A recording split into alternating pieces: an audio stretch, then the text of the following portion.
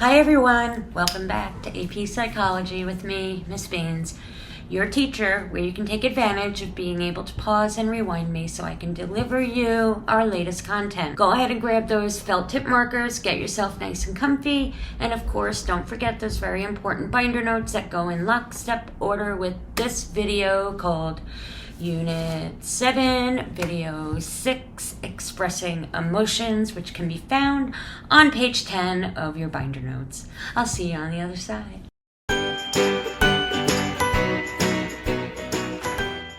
Alright, so next up is how we express emotion. So, Paul Ekman believed that people pretty much speak and understand the same facial language all around the world. So basically, our facial language and our emotional facial features are pretty much the same everywhere.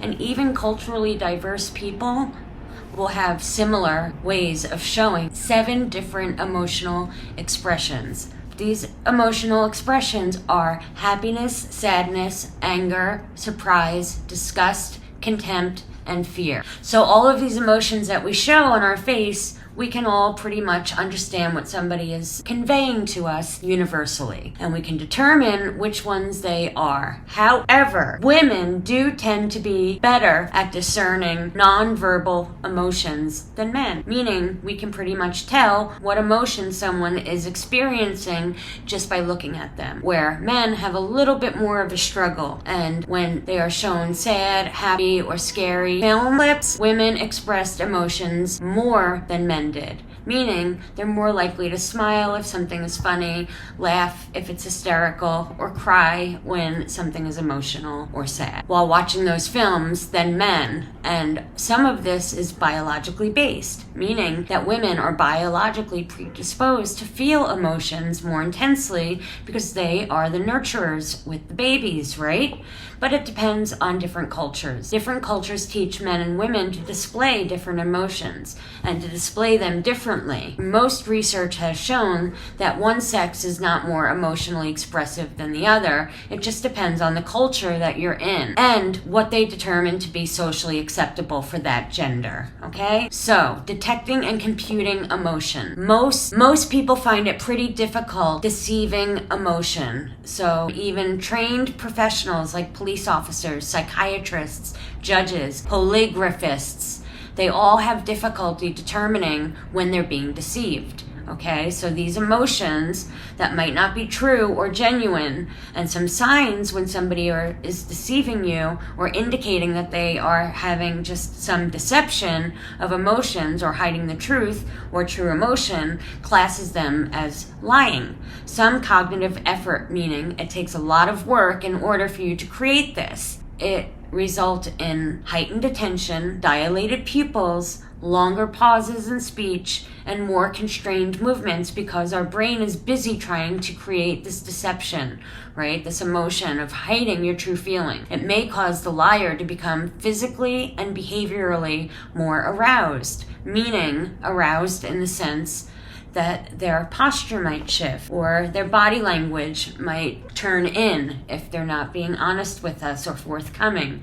They might have errors in talking. They might make nervous gestures or shrug a lot or say, I don't know, or all of a sudden change the story, right? They're so focused on keeping a poker face, their actual body movements might be the opposite of what they are trying to convey, okay? So their smiles, their hand gestures, their eyes can give away signs that are opposites of what the person is trying to convey. It takes a lot of effort trying to keep that poker face, right? So paying attention to what they are trying to do might give away what they're actually feeling. So it might give you a smile when they don't actually mean to be smiling at you. And if the person is generally telling us the truth, then they will probably be unable to look you in the eye. However, this is not true of practiced liars. Consciously and constantly, directly in the eye, and lie to you. Okay, so polygraphs are used to measure our level of arousal when being asked critical questions, which we want answers to, usually in a crime. To a relevant question, we're trying to get the truthful answers. You should try to be truthful about getting these control questions will elicit anxious, emotionally aroused responses. So these are things that would cause you to create an emotion. And we can base all of that off of the critical questions. All of these are mixed up during an interrogation. And then we use those to determine whether or not your emotional response is deceptive or not. And how accurate are these? Well, they're not accurate enough to guarantee their evaluations. About half of the states do not admit polygraphs into evidence in court because we can't really be sure if it is giving us the correct information, because your body could be having a physiological response for some other reason, right? It's nervous talking to the police for anyone, let alone if you're not a criminal. Right? Here's just an example of a polygraph machine, okay? Next, we're going to look at what we actually experience with emotions, as well as how do we express emotions. Okay, well, there's unconscious expression, and this is the fast response system that relies on the brain circuitry that operates automatically. So these are the emotions that happen unconsciously. These were an early defense that produced emotions to help. These were an early defense that produced emotion to help us get out of dangerous situations, okay? So we would have fear in order to get out of some sort of dangerous situation. We also have consciously expressed emotions, and these emotions that are expressed at a slower rate. However, we have more information to consciously be able to determine what type of emotion it is, and this relies heavily on our cerebral cortex. So the brain structures that are involved in expressing and processing our emotions, our limbic system, remember that? Mostly, yes it is, our amygdala, there he is again. Our amygdala would be doing those very intense emotions like fear and love and hatred and anger. So the amygdala is going to control those very intense emotions. And it's continuously alert for possible threats to our reticular formation. Remember that one? This is the back located on our brainstem, and it works with the thalamus and the amygdala to monitor incoming information. Basically, it's going to our reticular formation. It keeps us aroused, and so if a threat is detected, it sets the responses and motions that arouse the body into action. Our cerebral cortex, obviously, is involved in processing of our emotions because the cortex is our processing center. It interprets, invents, and associates them with the previous memories and feelings that we have in our right cerebral cortex, deals with negative emotions. On our left cerebral cortex, it deals with our positive emotions, and our autonomic nervous system, which also deals with the processing of emotions, our sympathetic nervous system. It becomes active when we are startled or when we are experiencing an unpleasant feeling or emotion, like anger or fear. And then our parasympathetic nervous system dominates, and our hormones are involved in processing emotions. Obviously, serotonin, if we have diminished levels of serotonin, the feel-good hormone, we're going to feel depression. Epinephrine is what is released when we are going to produce fear. Norepinephrine is more abundant in anger rather than fear. And what specific emotions do we experience? Well, it is said that we have 10 basic emotions, and not everyone agrees with these basic 10 emotions, and some people don't accept all of them. But Isart came up with 10 basic emotions, and those are joy, interest, excitement, surprise, sadness, anger, disgust, contempt, fear, shame, and guilt. So let's talk about a couple of them. Fear is learned through conditioning and observation. Conditioning is when we are associating an emotion with a specific situation. And so that would be something like a snake. Okay? If we get a snake bite and that caused pain, we are now afraid every time we observe a snake, right? Even sometimes when we see a snake in a book, we could get like freaked out a little bit, right? Observation would be watching other people display fear in response to some sort of stimuli, okay? So watching someone else get bit by a snake causes us to be afraid of snakes as well, right? We are biologically predisposed to learn to fear particular items because that fear helps us out in the wild if we have to survive.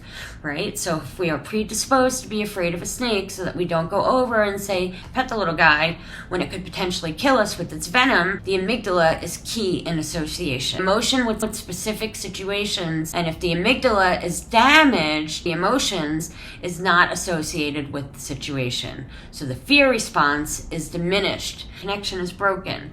What makes us angry? Well, there's a lot of different factors. I seem to have about 150 of them because my fuse is very, very short lately. But any form of misdeed of loved ones, aches or pains in our bodies, anything from clicking pens to think of all your little pet peeves, those are things that can make you angry. Is it good or bad? Well, chronic anger, chronic hostility is linked to heart disease. However, controlled expression of anger can be good, better than pent up anger, right? Keeping it down inside, or having irrational anger. So it's better to kind of talk things out and over rather than ignore it and stew about it and keep it inside. The catharsis hypothesis says that the releasing of aggressive energy, research has shown that expressing angers can be temporarily calming. However, it does not usually completely clear the person of those feelings of rage. Basically, you need to be careful how much rage is expressed and how often, because expression of anger can lead to more hostility and cruelty due to reinforcements that we've experienced. So basically, you're expressing your anger and it can start to become a habit. So if you do this too much, if you use, say, a punching bag to relieve yourself of some of your anger, and you do that constantly, it might be your brain's way of saying, oh, the only way I can get rid of this angry energy or feeling is to punch something, and I'm going to punch whatever is in my way next time. So, how should we deal with anger? Well, what we should do is wait until our physical arousal calms. So, maybe say, deep breath, count to 10. And then by expressing our grievances in a manner that promotes reconciliation, basically talk it out, hug it out, okay? Let's make happiness a better one. People who are happy perceive the world as a safer, nicer place, right? They tend to make decisions more easily and are more cooperative. They live happier and more satisfied lives. Basically, this is the feel good, do good phenomenon. This is when people tend to be more helpful to others when they're in a good mood.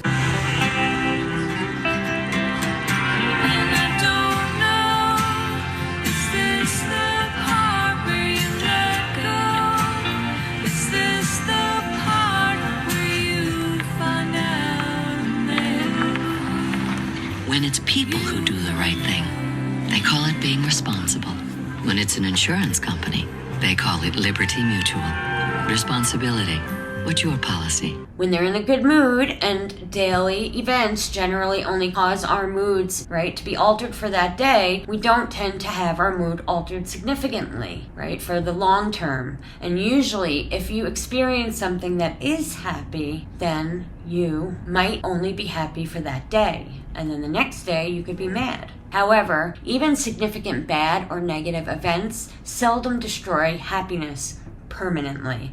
Usually people can find happiness in something, and even if you've had an extremely negative event happen, the adaptation level phenomenon is saying that we tend to judge various stimuli as relative to those that we have previously experienced. Basically, the idea here is we adjust our neutral levels and then notice and react to the variations. Okay, let's talk about this in real words. If you win the lottery, according to this principle, you're going to have this huge surge of happiness, right? Of course. You're going to be super excited about all the money that you're going to have, and all your problems are going to be solved. But then you're going to have to adapt to that new normal, right? You're going to have a lot of money, and now, so you're going to need something more and more and more to get you to that happy place again, right? To get that surge of happiness, basically. And once you get used to something, you're going to need more and more. Then it's the same idea as tolerance for, like, say, drugs, right? Once your tolerance starts to grow and grow, we're going to need more. You can feel the same high. Same thing goes with emotions.